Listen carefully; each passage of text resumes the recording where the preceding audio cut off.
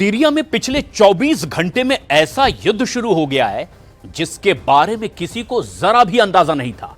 NATO देश America और तुर्की की सीरिया में सीधी जंग शुरू हो गई है और दावा किया जा रहा है कि महज 8 घंटे में ही अमेरिका और तुर्की समर्थित 40 से ज्यादा लड़ाके युद्ध में मारे जा चुके हैं।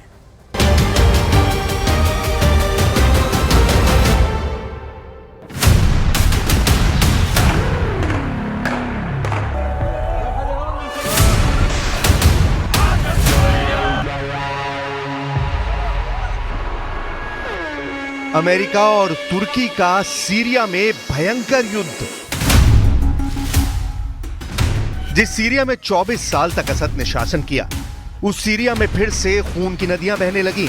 जिस सीरिया पर असद परिवार ने लगभग 52 साल तक हुकूमत की, उस सीरिया में अमेरिका और तुर्की समर्थित लड़ाके एक दूसरे पर हाहाकारी हमले करने लगे हैं। जिस सीरिया में शिया मुल्क ईरान की तूती बोलती थी, उस सीरिया में शियाओं के सबसे पवित्र और धार्मिक स्थान और प्रतीकों पर हमले किए जा रहे हैं। जिस सीरिया पर पुतिन के रूस की हुकूमत चलती थी, उस सीरिया में अब इजराइल तेजी से कब्जा कर रहा है। हम आपको सीरिया में चल रहे उस नए गृह युद्ध की तस्वीरें दिखा रहे हैं जिसे ना तो सीरिया की सत्ता पर कब्जा करने वाला हयात तहरीर अल शाम यानी एचटीएस का कमांडर जुलानी रोक पा रहा है, और ना ही अमेरिका और तुर्की इन खूनी हमलों को रोकने की कोशिश कर रहे हैं। इस वक्त सीरिया में दो नेटो देश अमेरिका और तुर्की एक दूसरे के खून के प्यासे हो चुके हैं। जरा देखिए पिछले 24 घंटे में अमेरिका और तुर्की कैसे सीरिया में एक दूसरे को पटखनी देने की कोशिश में लगे हुए हैं।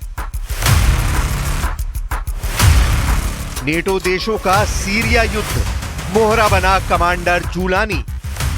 हैरानी की बात है कि जिस असद शासन को उखाड़ते वक्त कोई बड़ी खूनी झड़प या युद्ध नहीं हुआ, उस असद के जाने के बाद अचानक सीरिया में हर दिन दर्जनों लोग मारे जाने लगे हैं।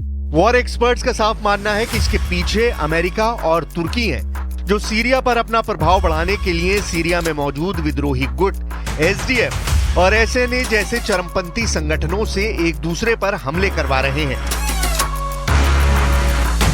अमेरिका किसी भी कीमत पर नहीं चाहता है कि नेटो देश तुर्की सीरिया पर कब्जा कर पाए। इधर तुर्की किसी भी कीमत पर नहीं चाहता कि अमेरिका का प्रभाव सीरिया में बढ़े। तुर्की सीरिया के जरिए अपना खलीफा शासन पूरे पश्चिमी एशिया में स्थापित करना चाहता है। जरा देखिए पिछले 24 घंटे में अमेरिका और तुर्की समर्थित लड़ाकों ने एक दूसरे पर कहां-कहां हमले किए। सीरिया में नेटो देश अमेरिका और तुर्की समर्थित विद्रोही गुटों के बीच भारी हथियारों से खुलकर जंग शुरू हो गई है। पिछले 24 घंटे में अमेरिका समर्थित एसडीएफ के लड़ाकों और तुर्की समर्थित एसएनए के लड़ाकों के बीच बेहद भीषण युद्ध हुआ है। खबरों में दावा किया गया है कि उत्तर पूर्वी सीरिया में एसडीएफ ने एनएसए लड़ाकों पर सीधे हमले किए, तो वहीं तुर्की समर्थित एसएनए लड़ाकों ने एसडीएफ पर rocket launcher, heavy machine gun और आत्मघाती ड्रोन से हमले किए। Syrian observatory for human rights ने दावा किया है कि सीरिया के ग्रामीण इलाकों में दोनों गुटों ने एक दूसरे पर हमले किए। दोनों गुटों की भीषण जंग में 40 से ज्यादा लोग मारे गए। ये भी पता चला है कि अमेरिका समर्थित एसडीएफ एसएनए से लंबी दूरी के हथियारों से लड़ रहा है, जबकि तुर्की की एयरफोर्स अमेरिकी गुट के खिलाफ एसएनए को भारी एयर सपोर्ट दे रही है। तुर्की के अर्दवान ने एसएनए का समर्थन करते हुए एसडीएफ को ललकारते हुए कहा है कि अमेरिका के पीछे मत छिपो, हम तुम्हें मार देंगे। Komşularımızdan ve bölge ülkelerinden de beklentilerimiz bu yönde olmakta. Diyoruz ki gelin bölgemizde baskı ve tahakküm politikaları yerine işbirliği ve kalkınma kültürünü inşa edelim. Artık çatışma kültürünü, birbirine çelme takma kültürünü, bölgeyi geriletme kültürünü, halkı yoksulluğa itme kültürünü artık arkamızda bırakalım. Syria में जब से हयात तहरीर अल शाम यानी HTS ने सत्ता पर कब्जा किया है, तब से 42 साल के एचटीएस के सुप्रीम कमांडर जुलानी, जिनका असली नाम अहमद अल शरा है, वो धीरे धीरे अमेरिकी मोहरा बनते जा रहे हैं। खबर यह है कि सुन्नी बाहुल्य सीरिया में अब शिया और ईसाइयों पर सीरिया के दूसरे विद्रोही गुट तेजी से हमला कर रहे हैं। दावा किया जा रहा है कि नेटो देश अमेरिका और तुर्की के इशारे पर सीरिया में भयंकर गृह युद्ध शुरू किया गया है, ताकि पूरे सीरिया में अमेरिका या फिर तुर्की की पकड़ मजबूत हो। इधर सीरिया की खुफिया एजेंसी ने दावा किया है कि उसने इस्लामिक स्टेट यानी कि आईएसआईएस के एक बड़े हमले को नाकाम किया है।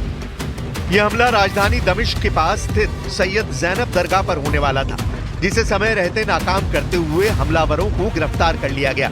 ये दरगाह शिया मुसलमानों के लिए बहुत पवित्र मानी जाती है। ये घटना पिछले महीने बशर अल असद के सत्ता से हटने के बाद आईएसआईएस के फिर से सक्रिय होने की आशंका को बढ़ाती है। सीरिया में कट्टर सुन्नी विचारधारा वाले एचटीएस के सत्ता में आने से शियाओं और दूसरे धार्मिक अल्पसंख्यकों पर खतरा बहुत ज्यादा बढ़ चुका है। हालांकि एचटीएस ने सबको साथ लेकर चलने की बात कही है, लेकिन उनका इतिहास चिंताएं खड़ी करता है। Ama bunlar dediğiniz gibi artık yeni yönetimin konusu. Eski yönetim bu konuda çok fazla söz sahibi değil. Fransa ve Amerika Türkiye'ye uzanan Suriye sınırını korusun, gerekirse Fransa asker yollasın yönünde. Siz bu çağrıları... Kimden çağrı geldi? Aslında terör örgütü PKK, YPG'li isimlerden geldi. Ama Fransa'nın da bu denkleme dahil olma çabalarını ki Türkiye karşıtlığı adımlarına Yunanistan diyorum...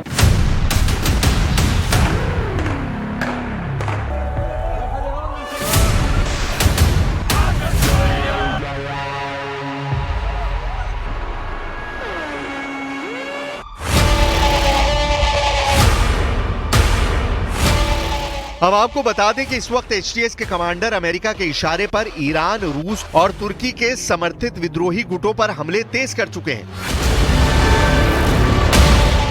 यही वजह है कि तुर्की के राष्ट्रपति Erdogan America, Israel और France की सीरियाई चालों से बुरी तरह से खौफ में है।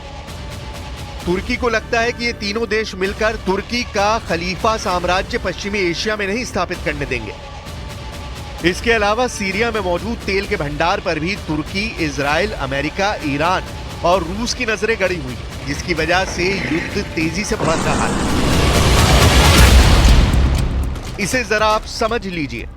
तुर्की के राष्ट्रपति रेसिप तैयब अर्दोआन इस बात से बेहद नाराज हैं कि सीरिया में अमेरिका एसडीएफ लड़ाकों के साथ फ्रांस की सेना को तैनात करना चाहता है।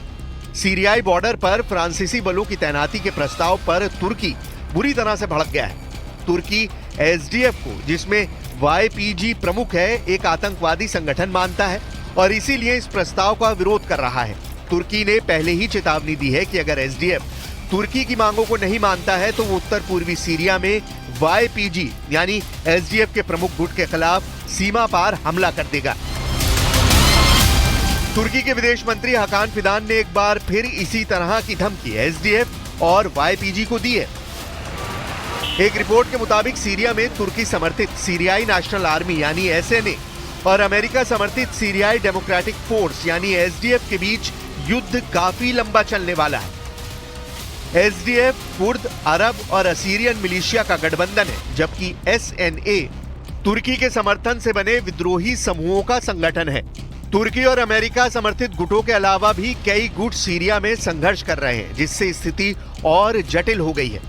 एसडीएफ उत्तर पूर्वी सीरिया के एक बड़े हिस्से को नियंत्रित करता है। इस क्षेत्र में तेल के कुएं और कृषि क्षेत्र हैं। वहीं सीरियाई नेशनल आर्मी यानी एसएनए तुर्की की मदद से उत्तरी सीरिया में सुरक्षित क्षेत्र बनाने की कोशिश में लगा है।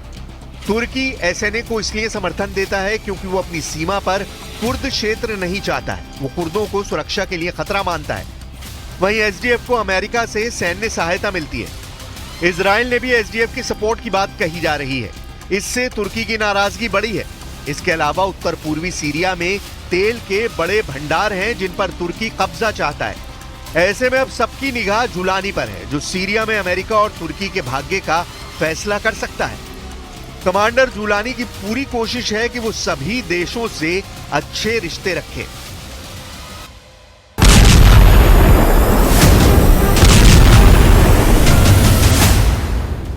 जरा इस एनिमेशन को देखिए और समझिए कैसे सीरिया का कमांडर जुलानी सुपर पावर देशों के लिए सुपर कमांडर बन चुका है। अमेरिका, यूक्रेन, तुर्की, इराक और लीबिया के लिए सीरिया के विद्रोही गुट के नेता कमांडर जुलानी से दोस्ती बेहद जरूरी हो गई है। अगर जुलानी को सीरिया से खदेड़ा गया तो अमेरिका से लेकर तुर्की तक जंग का अखाड़ा खुल जाएगा। हैरानी की बात तो यह है कि असद के तख्ता पलट से बेहद नाराज रूस और ईरान तक जुलानी से मजबूरी वाली दोस्ती करने को मजबूर हो गए हैं। यानी इस वक्त दुनिया का पावर सेंटर बन चुके सीरिया में हयात तहरीर अल शाम यानी एचटीएस के कमांडर जुलानी हर किसी के लिए जरूरी बन गए हैं। जुलानी भी अपनी तरफ से अमेरिका, तुर्की को ये समझा चुके हैं कि वो उनके लिए जरूरी हैं, तो वहीं रूस और ईरान को समझा दिया है कि वो उनकी मजबूरी बन चुके हैं। सीरिया को इस वक्त दो तरह से रौंदा जा रहा है। इस्लामी चरमपंथी संगठन हयात तहरीर अल शाम के चीफ कमांडर अबू मोहम्मद अल जुलानी सीरिया को लूटने और कब्जा करने में जुटे हैं। एचटीएस के चीफ कमांडर अबू मोहम्मद अल जुलानी के बारे में समझ लीजिए, ये वो कमांडर है जो कभी अलकायदा से सीधा जुड़ा हुआ था, लेकिन बाद में इसकी विचारधारा आईएसआईएस के चीफ बगदादी जैसी हो गई और इस वक्त कमांडर जुलानी तुर्की का मोहरा बनकर सीरिया में इस्लामिक सरकार बनाने की कोशिश में जुट गया है। अमेरिका कमांडर जुलानी को ईरान और रूस के खिलाफ इस्तेमाल कर रहा है। तुर्की नेटो का वो देश है जिसमें अमेरिका शामिल है। यही वजह है कि अमेरिका भी तुर्की के हर कदम पर साथ दे रहा है। इस चक्रव्यूह को रूस के राष्ट्रपति पुतिन और ईरान के सुप्रीम लीडर अली खामनेई अच्छी तरह से समझ चुके हैं। इसलिए खामनेई ने टीवी पर आकर ऐलान कर दिया है कि सीरिया में हुए तख्तापलट के पीछे अमेरिका और इजराइल का हाथ है, जिसमें तुर्की पर्दे के पीछे से मदद कर रहा है। Toprak bütünlüğüne yönelik saldırılar karşısında da Türkiye olarak tavizsiz duruşumuzu muhafaza edeceğiz. Selden özellikle kütük kapma yarışında olan kim varsa Suriye halkıyla birlikte karşısında milletimizi bulacaktır. Syria में अचानक आए इस बदलाव से खाड़ी के कई मुस्लिम देश खौफ में आ गए हैं। सऊदी अरब, संयुक्त अरब अमीरात और मिस्र जैसे देशों को तेजी से अपनी रणनीति बदलनी पड़ रही है। इन सभी अरब मुस्लिम देशों ने अमेरिका को चेतावनी दी है कि वो उन इस्लामी चरमपंथी संगठनों और देशों का साथ न दें जो कई दशकों तक अरब देशों पर हमले में शामिल रहे हैं। सऊदी अरब, यूएई और मिस्र जैसे देश सीरिया में अचानक आए इस बदलाव से सदमे में हैं और मिस्र के एक अधिकारी ने गहरी नाराजगी जताते हुए कहा है कि अलकायदा से जुड़े एचटीएस की बहुत तेजी से रीब्रांडिंग की जा रही है। यूएई ने कहा है कि अमेरिका अब तुर्की का पिछलग्गू हो गया है। मुस्लिम ब्रदरहुड जैसे इस्लामिक संगठनों से पहले ही अरब के कई देश डरे हुए हैं। एचटीएस के लड़ाके मुस्लिम ब्रदरहुड से ज्यादा कट्टर मुस्लिम है, जिसे अरब देश बेहद खतरनाक मान रहे हैं। वहीं हयात तहरीर अल शाम यानी एचटीएस तुर्की के इशारे पर सीरिया पर पूरी तरह से कब्जा करता जा रहा है। कुल मिलाकर हालात ये हो गए कि सीरिया में जहां एक तरफ कमांडर जुलानी अपनी पकड़ मजबूत करने में जुटा है, तो वहीं दूसरी तरफ अमेरिका और तुर्की सीरिया को खूनी जंग में झोंक रहे हैं। अब देखना होगा कि आने वाले दिनों में सीरिया में तुर्की और अमेरिका में कौन भारी पड़ता है।